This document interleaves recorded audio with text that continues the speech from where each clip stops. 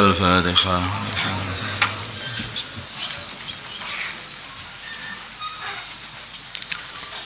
Bismillahirrahmanirrahim. Wa kadzalika, demikian juga kami ceritakan seperti yang kami turunkan. Anzalnahu, kami turunkan Al-Quran itu Quran sebagai Quran Arabian yang berbahasa Arab, wasarrafna, dan kami ulang-ulang fi dalam Al-Quran minal wa'idi, dari ancaman-ancaman, la'allahum, semoga mereka yattaqun, sama takut mengsekutukan Allah, au yuhdisu, atau mereka menjadi, au yuhdisu, atau Al-Quran menjadi lahum bagi mereka zikron, pepeling, zikron, peringatan mengenai kehancurannya orang-orang yang sebelum mereka, sehingga mereka menjadi, jadi kehancuran orang-orang yang sebelum mereka disebabkan tidak iman kepada Allah dan utusannya Allah, menjadi pepeling, peringatan kepada mereka. Kan di dalam Al-Quran itu kan banyak cerita-cerita orang-orang sebelum kita, sebelum Nabi Muhammad SAW. Wa ta'ala Allahul Malikul Haq. Wa ta'ala, maka maha tinggi Allah Al-Maliku, Raja Al-Haqqu yang benar dari apa yang mereka sekutukan. Maksudnya maha tinggi itu maha bersih, maha tidak benar dengan apa yang mereka sekutukan. Tidak seperti itu. Mereka mengatakan, katanya menyembah berhala-berhala itu demi untuk mendekatkan diri kepada Allah. Ma na'buduhum illa liyuqarribuna ilallahi zulfa. Bohong, enggak seperti itu. Allah enggak butuh sekutu, Allah enggak butuh pembantu di dalam menciptakan dunia, menurunkan rizki. Mereka menganggap ada Tuhan rizki, ada Tuhan hujan, ada enggak. Rizki yang membuat Allah sendiri, hujan yang membuat Allah sendiri, langit yang membuat Allah sendiri, bumi yang membuat Allah sendiri. Hanya Allah saja. Enggak ada sekutu, enggak ada perewangan bagi Allah SWT. Wala ta'jal, dan janganlah kamu tergesa-gesa bil Qur'ani, di dalam membaca Al-Qur'an, min qabli ayyuqda, sebelum diselesaikan, ilaika, kepada kamu, wahyunya Al-Quran, sebelum Jibril menyelesaikan wahyunya, pemberiannya, menyampaikan semuanya. Jangan kamu baca dulu, dengarkan terus. Itulah tertibnya belajar, didengarkan dulu, itu sudah paham, terus baru itu dihafal. Demikian juga begitu. Kadang-kadang orang itu nulis gitu lupa, ternyata salah satu kata saja, kata-kata tidak, itu enggak ditulis, akhirnya jadi iya semuanya. Makanya didengarkan, paham, ditulis. Dan dalam Waqul, katakanlah Rabbi, wahai Tuhanku, zidni, tambahlah aku ilman, ilmu dengan Al-Quran. Tambah membaca Al-Quran, tambah faham ilmu dalam Al-Quran. Al-Quran enggak ada habisnya ilmunya. Setiap dibaca nanti tambah lagi kefahaman, dibaca lagi tambah lagi kefahaman. Maka Nabi ini minta kepada Allah, wa qur rabbi zidni ilma, wahai Tuhanku, tambahilah aku ilmu dengan membaca Al-Quran. Atau setiap kali turun kepada baginda Nabi Al-Quran, maka tambah pula ilmu yang diperoleh oleh baginda Nabi. Kalau itu jelas. Tapi bukan hanya itu saja. Semakin dibaca lagi, maka paham lagi, yang pemahaman yang lebih tinggi lagi. Baca lagi akan kepahaman lagi. Tambah dalam lagi. Itulah Al-Quran, enggak ada habis-habisnya. Nah, siapa yang dibuka oleh Allah untuk mendapatkan ilmu yang seperti itu? Hanya orang-orang yang dipilih saja oleh Allah. Ada orang baca Al-Quran yang sekedar baca, sama sekali enggak paham. Ada orang itu membaca Al-Quran betul-betul memahaminya. Makanya para sahabat tidak semuanya hafal Al-Quran sempurna. Walaupun hafalannya mereka ini tidak sempurna, Tetapi sedikit saja dari apa yang mereka baca, mereka itu faham betul yang dalam betul kefahamannya. Nah inilah bedanya para sahabat. Hafalannya Quran masih banyak aku loh sama sahabat-sahabat itu. Kenapa kok mereka jadi wali kan aku nggak jadi wali? Loh beda. Qul huwallahu ahadnya sahabat itu sudah cukup menjadikan seorang jadi wali. Quran sempurna kita ini kenapa ini kok katanya? Karena tidak tadabbur. Ya, karena inilah namanya wahbi, pemberian dari Allah. Ya, sebetulnya hakikatnya ya pemberian dari Allah. Tapi karena mereka langsung dibimbing oleh Rasul, ya tentu saja mereka itu lebih bisa memahami Al-Quran daripada kita. Dan juga karena mereka ini taatnya kepada Rasul itu luar biasa. Apapun yang diamalkan oleh baginda Nabi, apakah dakwahnya, apakah ibadahnya, apakah cari ilmunya, itu semuanya diamalkan oleh mereka. Sehingga mereka ini tidak tambah amal kecuali tambah ilmu, tidak tambah ibadah kecuali tambah ilmu, tidak memperjuangkan agama kecuali tambah ilmu. Terus kefahaman makin faham. Bahkan para sahabat pun juga beda-beda fahamannya di antara para sahabat sendiri. Seperti Sayyidina Abu Bakar As-Siddiq itu punya kefahaman yang lebih tinggi menurut Sayyidina Umar. Kata Sayyidina Umar, aku ini heran sama Abu Bakar. Orang tidak mau bayar zakat kok langsung dikirimi jamaah. Nah, kok langsung dikirim yaitu syariah. Tetapi setelah aku pikir lama baru aku paham ternyata betul apa yang dibuat oleh Abu Bakar. Nah begitulah. Jadi kefahamannya Abu Bakar itu beda, sangat tinggi sekali. Ketika Hudaybiyah maka Sayyidina Umar belum paham. Bukankah kita ini dalam hak? Iya. Kenapa kita harus menerima kehinaan perjanjian seperti ini harus kita terima? Dan kita tidak boleh masuk ke dalam Mekah untuk melaksanakan umroh. Perang saja harusnya ini. Nah, itu. Sayyidina Umar. Baginda Nabi menjawab, aku ini perintahnya Allah. Aku hanya ikut Allah. Maka datang lagi kepada Sayyidina Umar. Bukankah kita dalam kebenaran? Kata Sayyidina. Datang kepada Sayyidina Abu Bakar. Iya. Kenapa kita menerima kehinaan seperti ini? Baginda Nabi hanya aku ikut baginda Nabi dan baginda Nabi hanyalah ikut Allah Subhanahu wa taala. Maka baru setelah dijawab seperti oleh Abu Bakar, Sayyidina Umar baru paham. Oh iya, aku yang salah. Nah, jadi kefahaman berbeda-beda kefahamannya. Ketika baginda Nabi itu wafat, maka beliau ingin mengirimkan jamaah yang dipimpin oleh Sayyidina Usamah ibn Zaid. Maka hampir semua sahabat itu enggak paham dengan baginda Nabi. Baginda Nabi pesannya adalah angfidhu jaisha Usamah.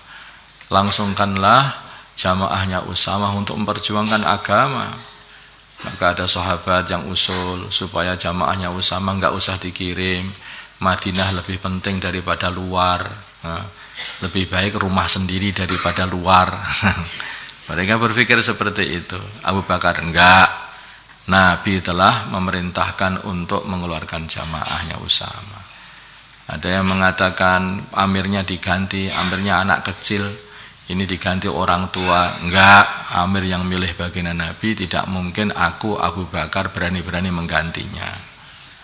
Ada yang datang lagi mengatakan dimusyawarahkan dulu. Enggak, perintah Nabi kok dimusyawarahkan. Jadi kefahaman seperti ini kan tidak semua sahabat paham juga. Inilah kefahaman Abu Bakar, sangat-sangat tinggi.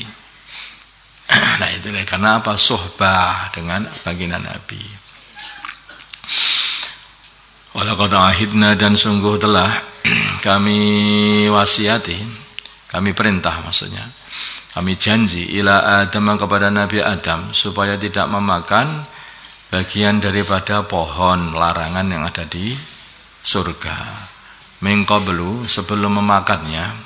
Panasya, maka Nabi Adam lupa. Maksudnya dia telah meninggalkan perjanjian itu untuk tidak makan pohon larangan. Walam najid, dan kami tidak mendapati lahu bagi Adam azman kekukuhan dan kesabaran di dalam menjaga diri dari perkara yang dilarang oleh Allah.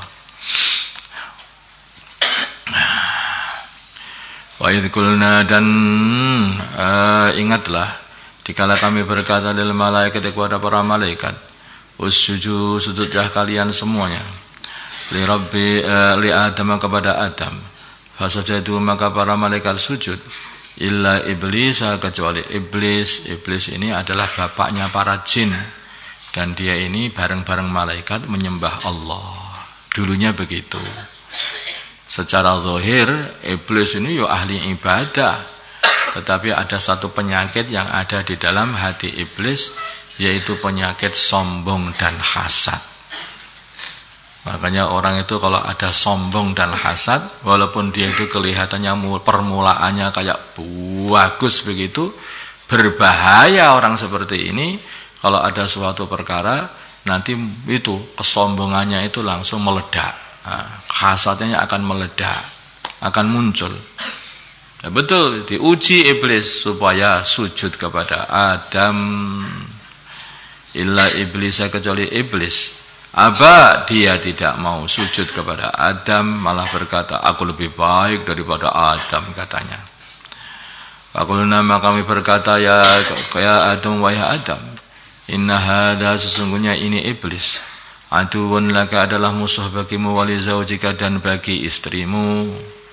Maka zaujatika, yang fasih itu malah zaujika, ya, bukan zaujatika. Itu zaujika. Zauj itu untuk perempuan dan untuk laki-laki. Itu malah justru yang fasih seperti itu.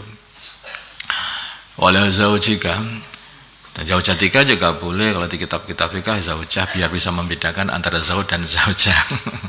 Kitab fikih.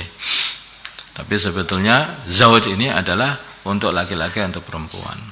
Oleh zaujika, dan untuk zaujmu, untuk istrimu yaitu Hawa. Wala yukhrijannakuma, maka janganlah iblis mengeluarkan kalian berdua minal jannati, dari surga. Fatasqa, maka kalian akan celaka. Fatasqa, maka kamu akan celaka. Masya Allah. Jadi begitu iblis sudah mengatakan aku lebih baik daripada Adam, maka langsung Allah mengatakan kepada Nabi Adam, hati-hati, ini musuhmu ini. Kalau sudah memusuhi kamu, berarti dia akan usaha untuk menyesatkan kamu. Musuh itu selalu pengen menjerumuskan kepada keburukan. Kalau kamu kan ini temanku, ngajak kamu untuk sholat apa ngajak kamu untuk ngeluyur? Nah, kalau ngajak kamu untuk meninggalkan sholat, itu bukan temanmu, itu musuhmu. Karena musuh itu orang yang selalu mengajak supaya temannya itu, supaya musuhnya itu jadi rusak. Namanya musuh dengan musuhnya itu ya juga selalu itu mengajak supaya jadi rusak.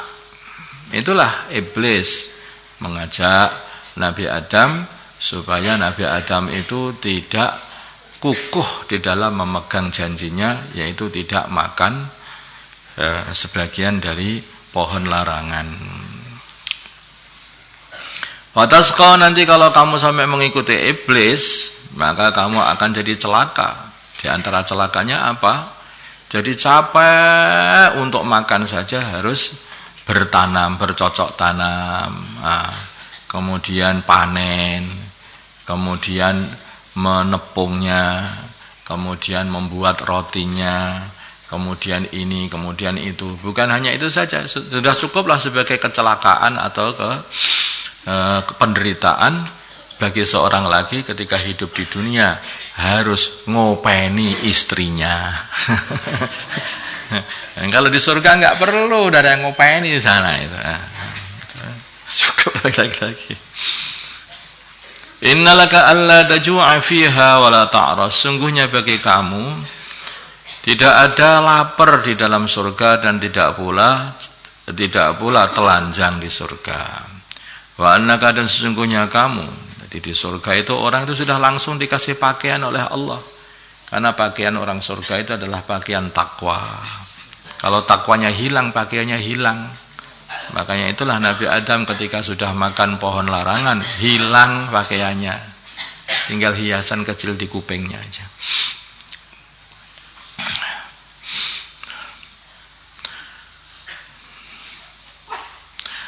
Wa annaka, dan sungguhnya kamu, la tadma'u fiha, tidak merasa haus fiha di dalam surga, wala tadha, dan tidak kepanasan dari sinar matahari duha.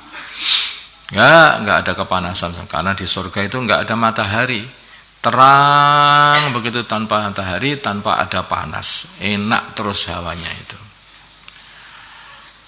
Waswasa maka menggoda, waswasa maka membujuk ilahi kepada Adam, memberi waswas ilahi kepada Adam as-syaitanu, setan. Allah berkata setan, ya Adam, wahai Adam, hal adulu katikalah kamu aku tunjukkan, tidakkah kamu mau aku tunjukkan, ala syajaratil khuldi, atas pohon kekekalan, katanya. Pohon kekekalan. Orang yang makan dari pohon itu akan kekal di surga. Wa mulkin, dan kerajaan la yabla, yang tidak akan hilang selamanya. Wa akala, maka makanlah Nabi Adam dan Hawa minha, dari pohon larangan. Babadat, maka nampak, nah karena sudah mengingkari janjinya untuk tidak makan. Babadat, maka nampak lahuma, bagi mereka berdua, sawatuhuma, yaitu kubul dan dubur mereka berdua. Jadi auratnya ini nampak semuanya, malu akhirnya mereka, sehingga ngambil daun dari surga ditutupi. Masya Allah. Fatafiqa, maka mereka berdua mengambil daun surga. Fatafiqa, maka mereka berdua mengambil, yahsifani, melekatkan keduanya, mereka melekatkan keduanya, alaihima, atas kedua kubul dan dubur mereka berdua, miwarakil jannah, daripada godong, daripada daun surga, dari kata daun godong padha. Kalau daun surga, di daun surga dibuat tutup pada waktu itu.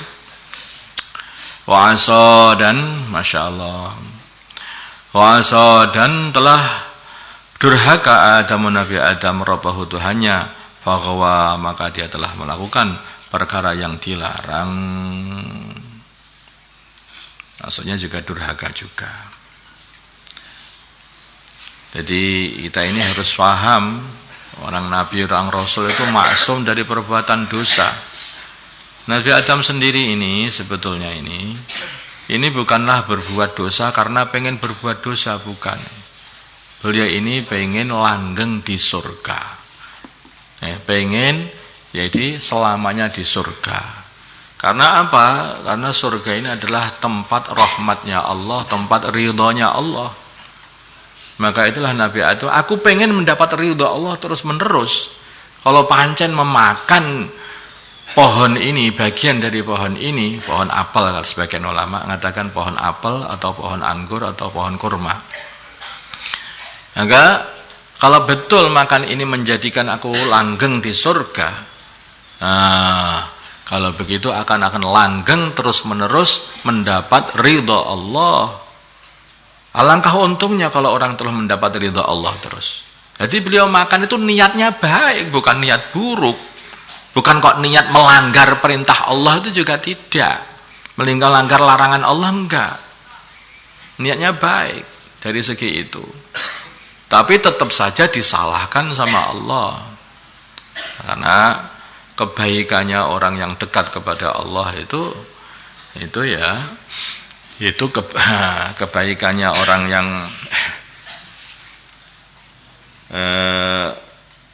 ya, dekat kepada Allah, hasanatul abrar sayyiatul muqarrabin, kebaikannya orang biasa, itu orang-orang biasa, orang iman biasa, itu masih dianggap sebagai keburukan, keburukan bagi Allah Subhanahu wa taala. Ini hubungan khas antara Nabi Adam dengan Allah Subhanahu wa taala.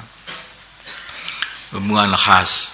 Jadi kalau urusan sudah sampai Nabi, maka kita ini enggak boleh. Nabi Adam juga maksiat, ya anaknya yang maksiat ya enggak apa-apa. Loh enggak, beda.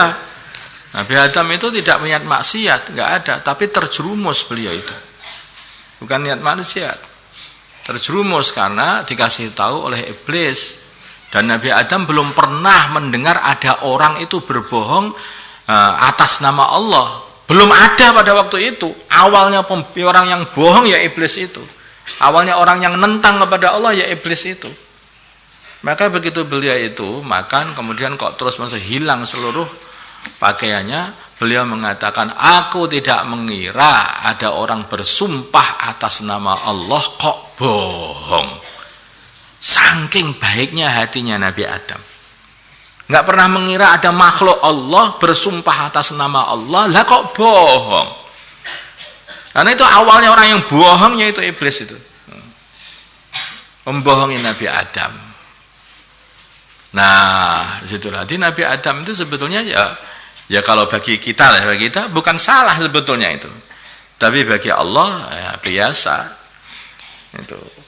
Allah itu punya hubungan khas, maka kalau Allah menyalahkan hambanya yang paling dicintai, jangan ikut-ikut menyalahkan, kamu nggak faham.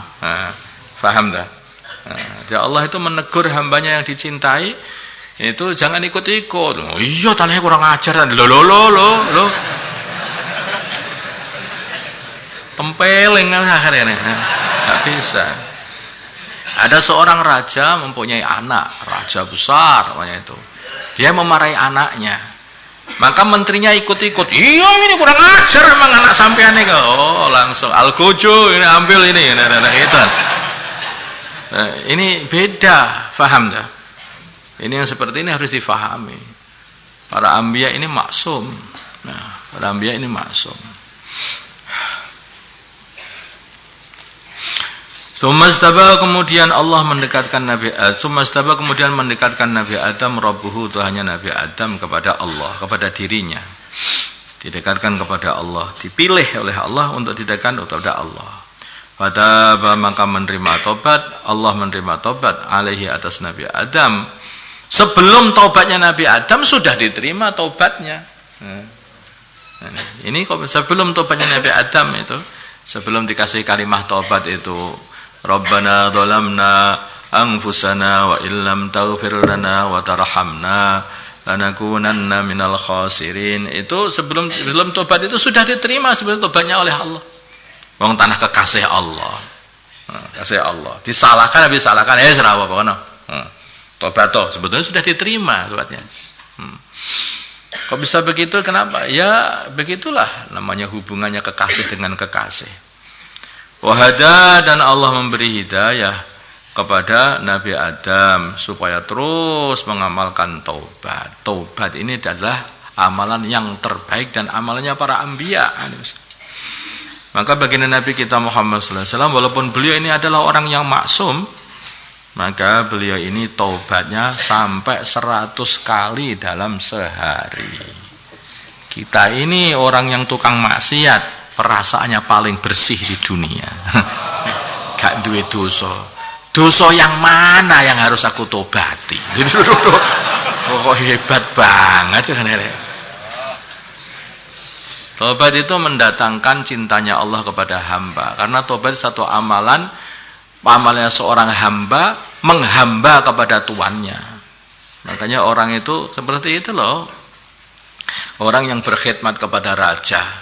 Maka walaupun dia ini tidak salah, maka dia mau bicara, ampun Tuan, saya punya usul begini. Ampun Tuan, ini wedangnya, ini kopinya Tuan. Ampun Tuan, ini gini. Mau omong apa saja mesti dimulai ampun Tuan. Ya, kita lihat seperti raja-raja. Kenapa harus begitu itu? Biar tambah ridho si raja itu kepada pembantunya. Demikian juga hamba-hamba ini kalau selalu bertaubat kepada Allah, Astaghfirullah, astaghfirullah, astaghfirullah, maka tambah hari tambah dicintai oleh Allah. Allahumma salli ala Sayyidina Muhammad wa ala Sayyidina Muhammad wa salli ala Sayyidina Ibrahim wa ala ali Sayyidina Ibrahim wa barik ala Sayyidina Muhammad wa ala Sayyidina Muhammad wa barakta ala Sayyidina Ibrahim wa ala ali Sayyidina Ibrahim fil alamin innaka Hamidum Majid. اللهم اهدنا واهد أمراءنا وزعماءنا وعلماءنا وعوام المسلمين أجمعين واجعلنا سببا لمن اهتدى اللهم ردنا ورد المسلمين جميعا إلى دينهم ردا جميلا اللهم اجعل المسلمين متآلفين متناصرين متحابين منصورين مقبولين على أحياء دينك القويم واجعلهم يدا واحدة على الكافرين وصلى الله على سيدنا محمد النبي الأمي وعلى آله وصحبه وسلم والحمد لله رب العالمين.